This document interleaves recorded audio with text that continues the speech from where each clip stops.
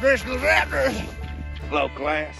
Welcome to Game Raider, series where we determine if a game is worth your time or ain't worth a dime. Today's game on the grading list is Red Dead Redemption 2.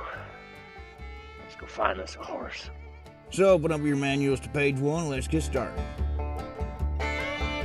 There's so much complexity to this game, I can't cover it all in this episode. I really have a hard time thinking about downsides going through the rubric of graphics, audio, and gameplay. There's so much attention to detail. With graphics, and regardless of the technology at the time, it still holds up really well. The game appears realistic, including weather dynamics with changing skies. Rockstar puts so much detail in this game that you can even see your horse randomly take a shit. People and animals leave tracks in the snow and terrain. In another area, you can watch an NPC hammer a nail as they build a railroad. The world feels visually alive. The playable area also recreates biomes from across the United States while fitting them into the map. You start in the snowy mountains and make your way down to the rest of the map. The scenic vistas were so majestic, it inspired me to take a road trip to South Dakota to visit the Black Hills and the Needles. They look very similar. Graphics get an A+. Then for audio, you have the visceral sound effects and Foley that perfectly captures not only the Outlaw aesthetic, the explorative nature of, well, nature. Going out and about and experiencing all these different and strange things, these random encounters, getting attacked by wolves, encountering strangers, and encountering people that you may have met previously. And on top of all of that, they've added a soundtrack that makes you feel emotionally invested. When I was in South Dakota, there was a moment where I was playing the soundtrack from Red Dead Redemption 2, and it just felt right. Listen to it now.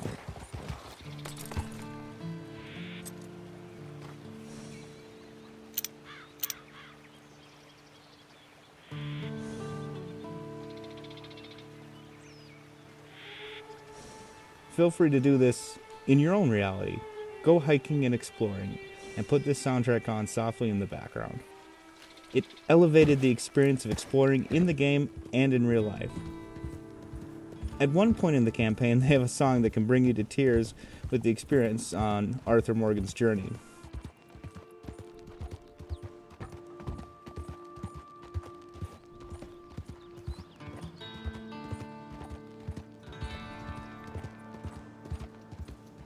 Audio gets an A. The gameplay has so much to offer. If you don't complete all of the side quests before finishing the story, they give you a way to complete them, and basically they had both the actor for Arthur Morgan and John doing all of the side quests, so you can do them depending on who you're with. I often found myself exploring the different areas of the map, and hunting, discovering new things for Arthur to note in his journal, wandering through the woods, and nature in the game, while being stuck inside during crappy weather and the events of 2020. It was quite the experience. I started playing this game while being stuck inside, and it was on Xbox Game Pass at the time. After the opening mountain area, I was hooked on the story, and I knew that I had to own this game. Now, there is the occasional glitch or goof that happens, but it doesn't seem to break the game and just ends up being really funny. Good evening to you. Evening? I'm serious. You better leave.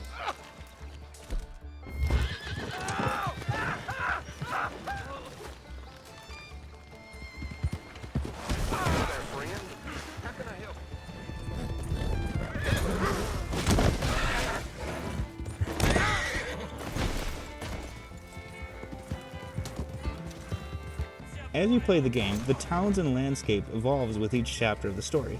The buffalo disappear from overhunting in the story, and they're very hard to find later. Here's a rare sight of them now. And I'll be honest, seeing the buffalo start to disappear, that kind of messed with me. It was another attention to detail for the time period that affects you as the player. I still haven't found the legendary buffalo. The dynamics are insane.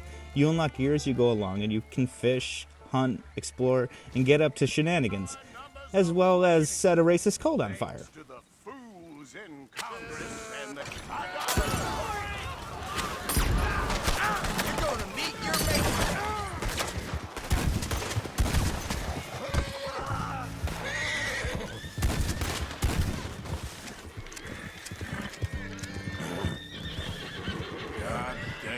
blooded rodents. I'll kill all you bastards. Yep. Whether you're taking your time with the side quests and exploring, or you're making way through the captivating character-driven story, Arthur, dumbass. there's so much to take away from this game. Gameplay gets an A+. Overall, the game gets an A+, and is certainly worth more than a dime. I paid $30 and only wish that I had gotten the game sooner instead of waiting for a sale. The only downside I can think of with this game is the long load time on older consoles, and even that is softened by the neat photo graphics that you see on the screen while waiting for the game to load into the map. But overall, I definitely recommend that, especially during the wintertime, you pick up a copy of Red Dead Redemption 2 and get exploring. Thank you so much for watching. Don't forget to subscribe to the network so you never miss a video. Like the video if you want to see more Game Raider. And don't forget to comment below with a game you'd like to see on a future episode. I'll see y'all now. Series where we'll determine if a game is worth your time or if it ain't worth a dime. It looks like the UFO's coming to get us. Leonard! Oh, God, don't. It's all coming back to me. Good times.